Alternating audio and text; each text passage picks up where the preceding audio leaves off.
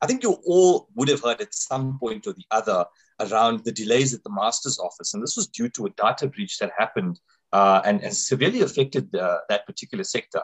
Bruno, I wanted to find out from you, what kind of effects are we still seeing? Is there going to be any light at the end of the tunnel? Has there been any word from the master's office in this regard? What's going on there? So a light at the end of the tunnel is a bit of a strange one. With the master's office, especially, I don't think we've seen light at the end of the tunnel for quite a few years now, and that's pre-COVID. So maybe to rephrase that, are we at least going to get past this backlog that's currently the backlog that was created during COVID, and now on top of that, the data breach?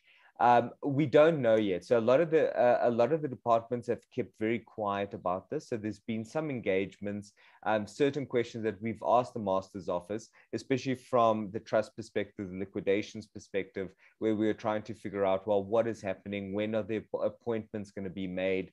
And initially their approach was to say they don't know. Then they started engaging a little bit more, giving us an idea that they are working on the problem, but there are no deadlines.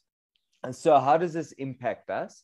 Look, the master's office, I suppose the reality with practitioners is the master's office never worked all that smoothly to begin with. So as practitioners, we've had to make concerted efforts to make things happen. So that actually hasn't changed. So fortunately, your practitioners, so like to all my clients, for example, that have trusts with Intergen, to everyone who might be doing a deceased estate, the reality is the practitioners that have undertaken the work are actually used to the master reacting in a certain way or taking long to act. So I'm not too worried about that. So I think that things will probably be normalized from the data breach perspective. There is still a backlog that's accumulating all the way from COVID from last year. So the Joburg Master's Office, for example, up until this point, we haven't actually been able to utilize them or to register any trust with them. We've been going to other areas.